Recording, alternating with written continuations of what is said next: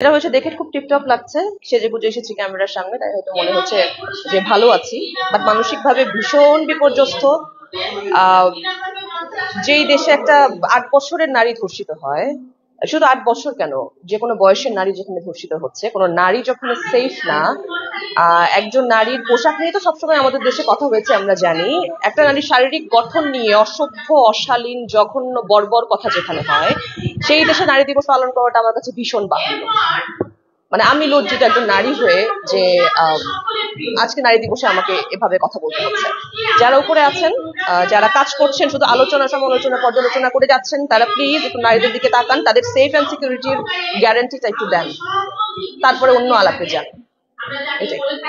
এটাই বললাম যে আমরা এটাকে কখনো শুনেছি যে একজন নারীর শারীরিক গঠন নিয়ে এরকম বর্বর, অসভ্য, অশালীন কথা কেউ বলবে। আমি এখনো কাঁপছি, আই এম স্টিল শিভারিং। আমি জানি না আমি কি করব। দ্রুত দ্রুত দ্রুত ব্যবস্থা নেওয়া ভীষণ জরুরি। জানি না, আলোচনা তো চলেই সারাক্ষণ, সব তো কি পর্যালোচনা, আলোচনা চলে সারাক্ষণ, জানি না। আবদার, দাবি এবং অনুরোধ, আসলে আবদার দাবি বলে তো লাভ নেই, এখন অনুরোধ করছি যে দ্রুত সমাধান করেন, দ্রুত বিচারের আওতায় সবাইকে নিয়ে আসেন, দ্রুত সমাধান করেন। কোথায় শিক্ষিত, কোথায় আধুনিক? এটা আধুনিকতার নমুনা? এটা কোনো আধুনিকতার নমুনা না, শিক্ষার তো কোনো নমুনাই নাই এটার মধ্যে। তো এইসব কথা বলে লাভ নাই। আর আপনারাও যে আছেন না যে ক্যামেরার পেছনে, তাদেরও না একটু অ্যাক্টিভ হতে হবে। হ্যাঁ, তাদেরও অ্যাক্টিভ হতে হবে, তাদেরও অনেক কিছু করার আছে। হয়ে যাচ্ছে মানে আপনি জানেন না হচ্ছে কি হচ্ছে না, আপনিই তো জানেন। আমরা তো এই জন্যই এই কথাটা বলছি। শুধু অনিরাপদ, জীবনের নিরাপত্তা নাই, কাপড় চোপড়ের নিরাপত্তা নাই, খাওয়ার নিরাপত্তা নাই, কোনো কিছু নিরাপত্তা নাই। আর শুধু শিক্ষিত হলেই হবে?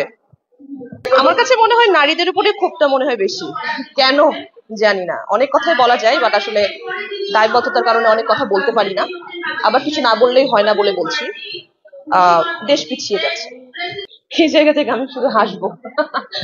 আমার এখানে কিছু বলার নেই, আমার কিছু বলার নেই। আমাকে আর কোনো প্রশ্ন করেন না, আমি রিকোয়েস্ট করছি, কারণ সে অবস্থায় নাই আপনাদেরকে কোনো উত্তর দিব। ওই যে বললাম, দেখে মনে হচ্ছে ভালো আছি, বাট ভীষণ ভাবে খারাপ আছি। আসলে আপনি সুরক্ষিত হয়ে তো লাভ নেই, আমার পাশের মানুষের সুরক্ষিত আছে কিনা সেটা আমাকে দেখতে হবে।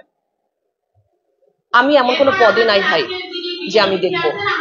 আমি শুধু ঘরে বসে কাঁদবো, ফেসবুকে দু একটা স্ট্যাটাস দিব, এটাই আমার কাজ, আর আমি এটাই করছি। আপনারা জানেন, যারা আছেন আপনারা জানেন, দায়িত্ব শুধু আমার একার না তো, না আপনাদের সবার।